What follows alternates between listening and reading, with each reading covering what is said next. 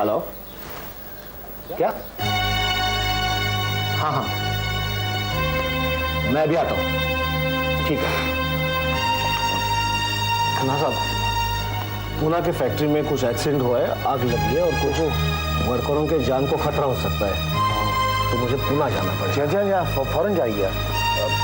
लेकिन हो सकता है मैं रात को वापस नहीं आऊँ, तो आप विधि का ख्याल रखो। बिल्कुल बिल्कुल, आप विधि की तरफ से बिल्कुल बेफिक्र रहिए। You must go, I mean it's emergency, please. और खन्ना साहब, एक रिक्वेस्ट है। फरमाएं। गिरी से बात किए बगैर आप जाएंगे नहीं? नहीं, बिल्कुल नहीं जाऊँ।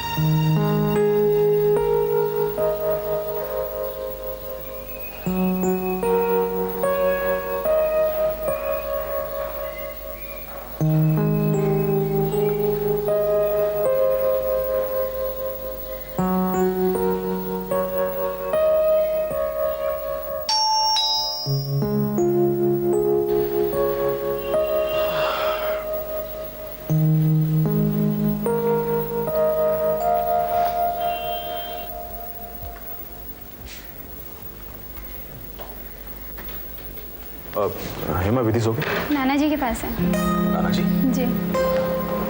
अच्छा ठीक है।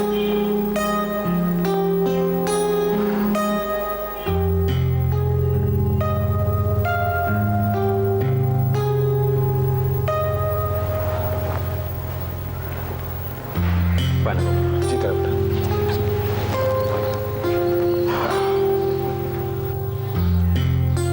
कब है पापा?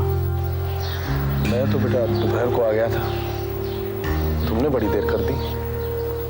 हाँ पापा, जरा काम के सिलसिले में उलझ गया था। आप अभी तक सोए नहीं पापा? तो बेटा मैं तेरा इंतजार कर रहा था, विधि भी तेरा इंतजार करते करते सो गई। कम से कम फोन कर लिया कर। हमारे पापा का फोन आया, फैक्ट्री में कोई आग लग गई, वो वहां चले गए। मैं नहीं होता तो विधि तो अकेली रह जाती। अब इन सब कामों के लिए आया रखी तो हुई है पापा।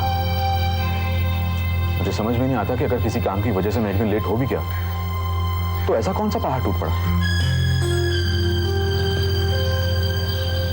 विधि कह रही थी कल रात से नहीं आए तुम। पापा, मेरी अपनी भी तो कोई लाइफ है। बेटा विधि भी तो तेरी अपनी बेटी है। आप कहना क्या चाहते हैं? मुझे तेरे पापा ने सब कुछ बता दिया है।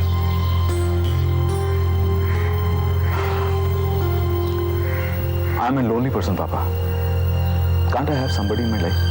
Of course you can have somebody in your life. Definitely. लेकिन बेटा जिस लड़की की वजह से तुम अपनी बेटी को निगलेक्ट करो, मुझे नहीं लगता कि वो लड़की ठीक है। आप बुजुर्गों की यही एक प्रॉब्लम है पापा। You people start passing judgments. I am not passing any kind of judgment. I never pass judgment बेटा।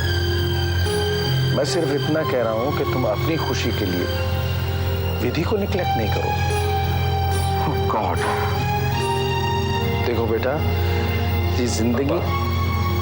डैडी ने आपको यहाँ दिल्ली से इसलिए बुलाया है ताकि आप मुझे हिदायतें दे सकें कि मुझे जिंदगी में क्या करना चाहिए और क्या नहीं करना चाहिए। पापा, ये मेरी अपनी जिंदगी है, इसे मैं जैसे चाहूं जी सकता हूं। किसी को कोई हक नहीं पहुंचता कि मेरी जिंदगी में दखल दे।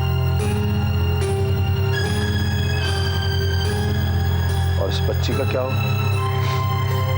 पापा, विधि मेरी बेटी है, मैं जैसे चाहूं उसकी परवरिश कर सकता हूं। पता नहीं आप सबके दिमाग में ये बात कैसे बैठ गई है कि I have started taking care of my child. मैं जानता हूं कि how much I love विधि।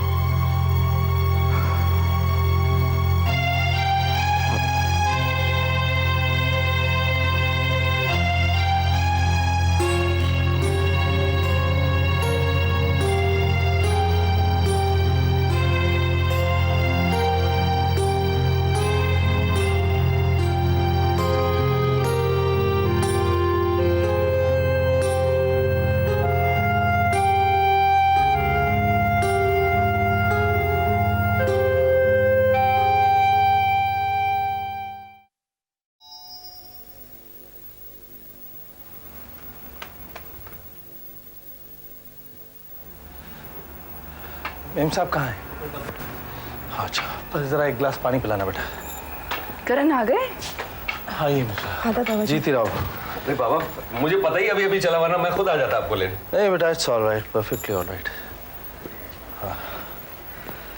क्या बात है करण? गिरीश से बात हुई कोई? बस यूं समझ लीजिए मेम साहब के जलील होकर लौट रहा हूँ। गिरीश ने कोई बदतमीजी की? हाँ, उसे मेरा इस तरह बात करना अच्छा नहीं लगा। तो जैसे लोला के इन्फ्लुएंस में अपना राहुल बात किया करता था ना, बस वैसा ही लहजा हो गया इस गिरीश का भी कुछ। क्या कहा क्या उन्होंने आपसे? बेटा ये कह रहा था कि मुझे कोई हक नहीं है उसकी जाती जिंदगी में दखल देने का। बहुत बुरा हुआ। मुझे तो यकीन नहीं हो रहा कि गिरीश तो भाई इस तरह से पेश आ सकते हैं। वो यकीन तो मुझे भी नहीं हो रहा है।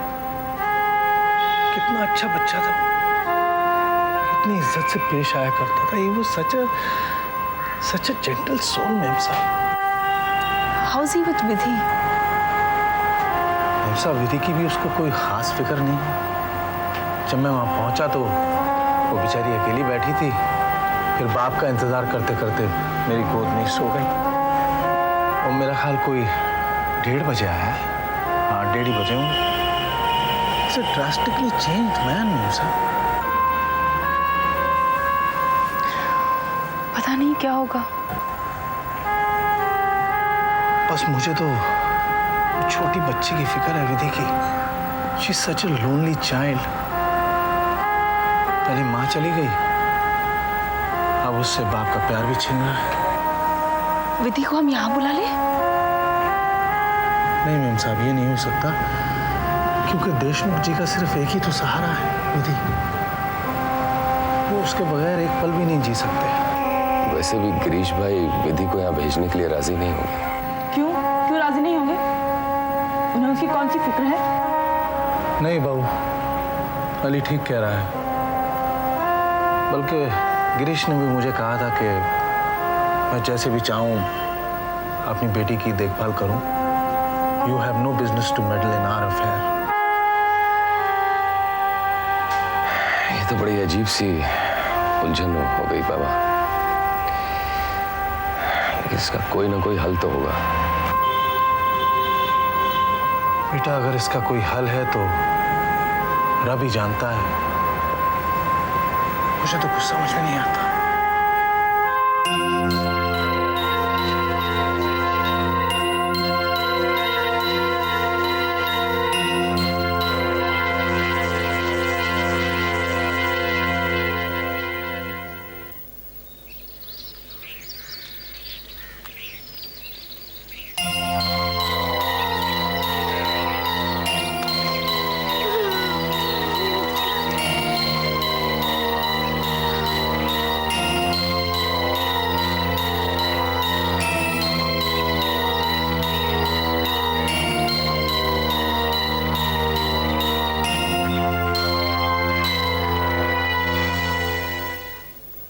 साजिद मियाँ मुझे कहने लगे, मैंने उनसे कहा कि भाई क्रिकेट यहीं देख लो हमारे घर में। कहने लगे नहीं, हम अपने घर में देखेंगे, आपके घर में तो क्रिकेट में इंडिया हमेशा हार जाती है। मैंने कहा कैसे हो सकता है? बहुत बातों ना। वालेकुम अस्सलाम। सफर तो ठीक रहा ना? सब खैरियत है। जल्दी आ गए बेटा। बस बाबा, काम जल्दी खत्म हो गया। घर पहुंचा तो ताला लगा हुआ था, थी नहीं आप। अब आप मुंबई गए हुए तो मैं अकेली क्या करती? और फिर आपके साहबजादे तो बस जिद करने लगते हैं, दादाजान के पास जाना है। कहाँ है साजिद? ऊपर सो रहा है। अच्छा, अली बेटे, इसी तरह तुम मुंबई जाया करो महीने में 2-3 बार। कम से कम इसी बहाने बहू हमारे पास आएगी। बिल्कुल ठीक कह रही मैम साहब। जी सोचा तो कुछ ऐसे ही है। Very good. बाबा, मैं आपसे एक जरूरी बात करना चाहता था अकेले में। अकेले में? बेटा, यहाँ सब फैमिली मेंबर्स बैठे हैं और हमारा एक दूसरे से कुछ छुपा तो है नहीं। बाबा, फिर भी थोड़ा सा वक्त अगर आप मुझे अकेले में दे देते तो। अरे बेटा, जो कुछ कहना है सबके सामने कहो। बाबा, मैं खुद का बिजनेस शुरू करना चाहता हूँ मुंबई में। मुंबई में? यहाँ दिल्ली में क्यों नहीं? बाबा क्या है कि यहाँ पे मैं कुछ भी करूंगा तो लोग ये समझेंगे कि मैंने आपके सपोर्ट से किया है। मैं खुद अपनी दम पर कुछ करना चाहता हूँ अपने लिए। इसके लिए मुंबई से बेहतर जगह और कोई नहीं होगी बाबा। इसका मतलब तुम दिल्ली छोड़कर मुंबई? जी जाहिर है कि कारोबार मुंबई में करूंगा तो दिल्ली में तो नहीं रह सकता ना, मुंबई में ही रहना पड़ेगा।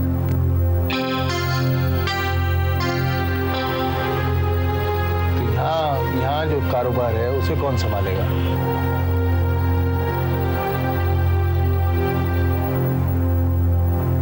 बाबा मैं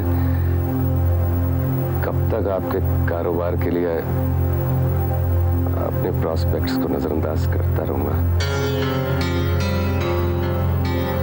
मेरी भी कुछ एम्बिशंस हैं।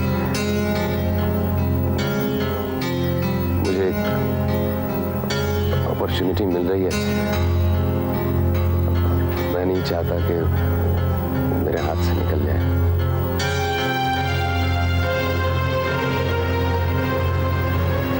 ठीक है बेटा, अगर तुमने फैसला कर ही लिया तो मैं तुम्हें रोकूंगा नहीं। जाओ, तुम भी जाओ। अगर किसी तरह की कोई मदद चाहिए तो मुझसे कहना।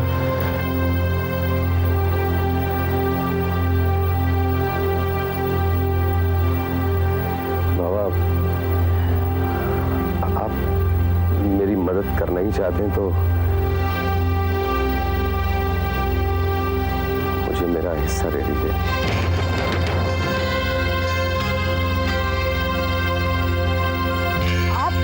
आप होश में तो हैं? दिमाग तो नहीं चल गया आपका? आप चुप रहिए बेगम। नहीं, मैं चुप नहीं रहूंगी। आपको हिस्सा मांगते हुए शर्म नहीं आ रही है? जिस खानदान से आपको प्यार मिला आप उससे अलग हो रहे हैं। जिस शख्स ने आपको आपकी पहचान दी आप उससे नाता तोड़ रहे हैं।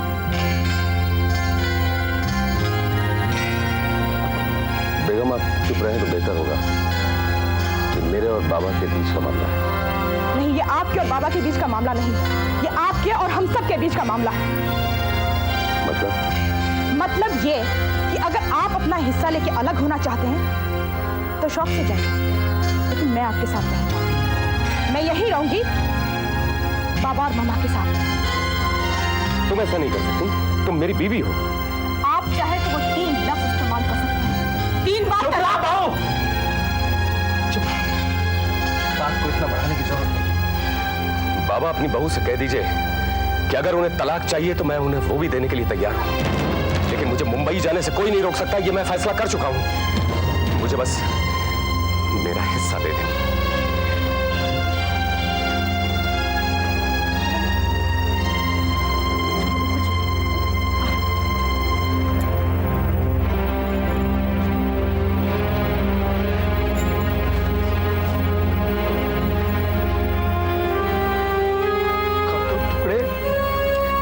कर दे, कर दो टुकड़े।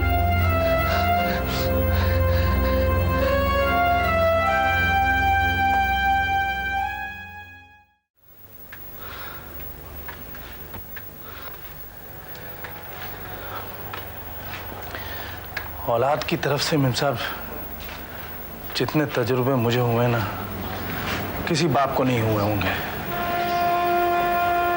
एक बेटा जो मेरी उंगली पकड़कर चलना सीखा वो कब का चला गया है, और दूसरा जिसके सहारे मैंने सोचा था हमारा बुढ़ापा गुजर जाएगा, वो अब जाना चाह रहा है, अलग होना चाह रहा है, अपना हिस्सा मांग रहा है।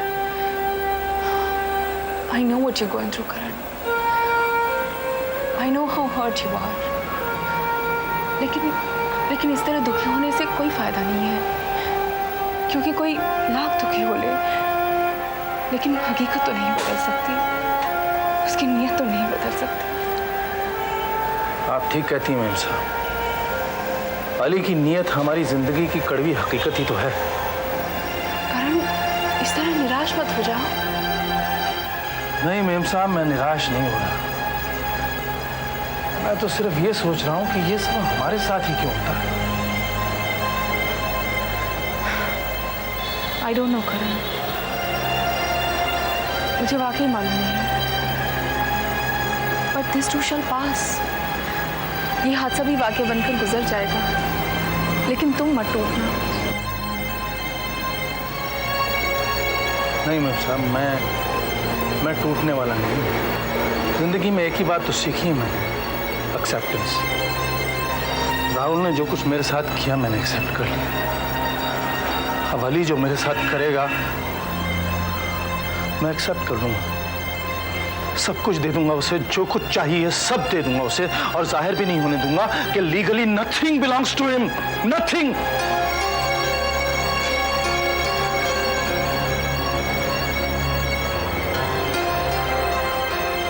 मेरे साथ सब इसी का तो था, सब कुछ इसका था। सौंप दिया था मैंने इसको। राहुल और जैक तो इधर हैं भी नहीं, और हमारे बाद सब कुछ इन तीनों को तो जाना मेम साहब। फिर हमारे जीते जी ये बंटवारा क्यों कर रहे हैं? इस घर के टुकड़े क्यों कर रहे हैं मेम साहब? क्यों कर रहे हैं?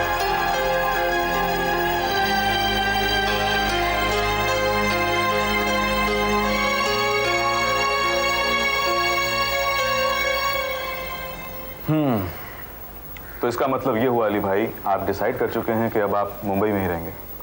जी बिल्कुल, अब तो यही रहना है और जो कुछ करना है यही करना है। अब देखिए ना गिरीश भाई, कब तक दूसरों के लिए मेहनत करता रहूंगा। मेरा ही दिल जानता है कि खन्ना साहब का बिजनेस जमाने के लिए क्या कुछ नहीं किया मैंने, और आखिर में मुझे क्या मिला? सारा बिजनेस तो उन्हीं का है।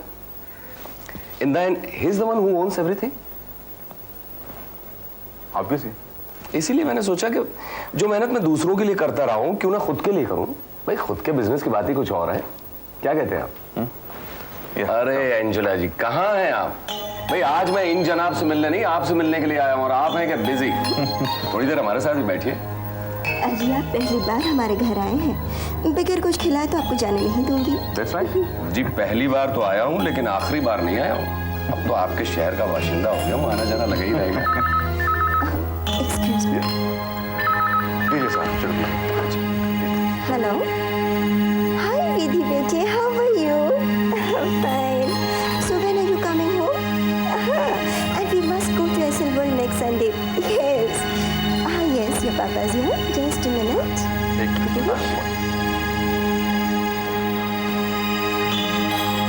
हेलो बेटी, हाउ आर यू? या क्या कर रहे थे? अच्छा अच्छा अच्छा, हाँ बेटे, बस मैं थोड़ी देर में निकलता हूँ। हाँ थोड़ी देर में निकल रहा हूँ ना। हाँ ओ आई एम सॉरी मैं भूल गया।